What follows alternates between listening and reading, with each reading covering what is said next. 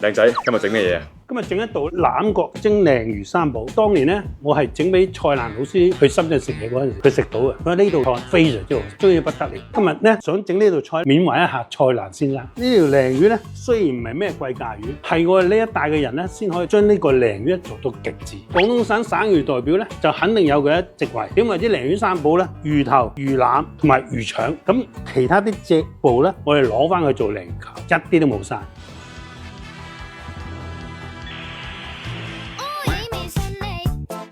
又爭住出鏡係咪？咁點解今日唔着五星名廚件衫出嚟嘅？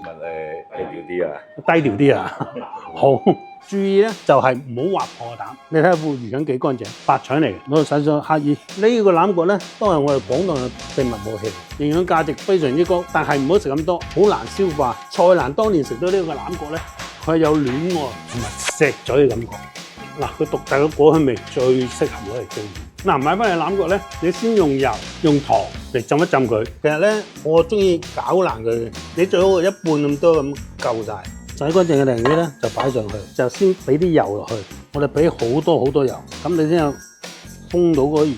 嗱，唔係所有嘅蒸魚都要放薑嘅，鯪魚咧係最忌薑嘅。再落鹽、胡椒粉，再落欖角，咁樣咧攞去蒸爐蒸佢6分鐘就 O K 啦。睇先，跟手跟埋嚟拍下。呢啲魚咧，平時喺屋企蒸爐都得嘅，都要蒸佢8分鐘。因為屋企啲爐咧冇咁大火。Later，想當年咧，蔡瀾老師咧係由我一哥帶咗我識佢嘅。80年代到90年代嗰陣時咧，個個都爭住蔡瀾咧去幫手寫作，每本報紙都有佢份。正式識佢嘅99年，當時咧我記得好印象深刻。佢帶團嚟呢個深圳環魚食我第一間海港嗰陣時，佢一食到呢個菜有咩感受？一食到呢個菜，佢簡直驚訝。佢話：你咁粗嘅魚可以俾你做到咁幼細，當其時又即係好欣賞我呢個僆仔啊！嗱，蔡瀾老師成日都講話呢個黃腳臘最好食，但係佢食完我呢個鯪魚三寶之後咧，點個讚俾我，因為點解佢可能潮州人，佢就零舍中意食欖角。你對蔡瀾老師嘅離去有咩感慨咧？嗱，一個人嘅生老病死，佢睇到透晒嘅，佢又冇乜牽掛，努力咁去揾錢俾自己點樣花費啫嘛。佢講過咧，人可以享受嘅時候咧，即係盡情去享受。人生苦短咧，一定要及時行樂。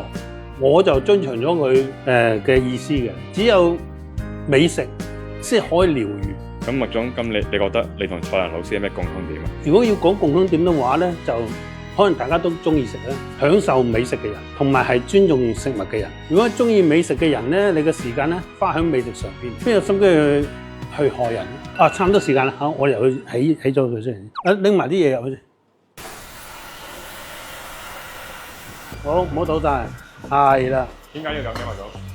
因為點解咧？我哋頭先俾咗好多油落去咧，一定要倒翻少少油出嚟。嗱，最後咧，我哋撒翻啲葱花落去，落翻啲蒸魚豉油。到最後一個位就一定要落翻啲油落去，咁就 OK 啦。嗱，而家攞出去可以品嚐啦。首先食個頭，原來係咩感覺？陣間嚟試下。哇！嚟啊！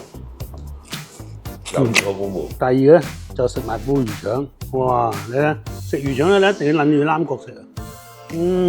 魚腸咧就非常之咁香，因為魚油。一種做法咧，食到3種唔同嘅滋味。大家收藏好啊！記得你都可以提前打個招呼，同埋魚佬講你係要釣水嘅鯪魚。嗱，願我哋每一個人好似蔡瀾老師咁樣，唔好提前焦慮，唔好預知煩惱，你識得享受生活，識得享受當下。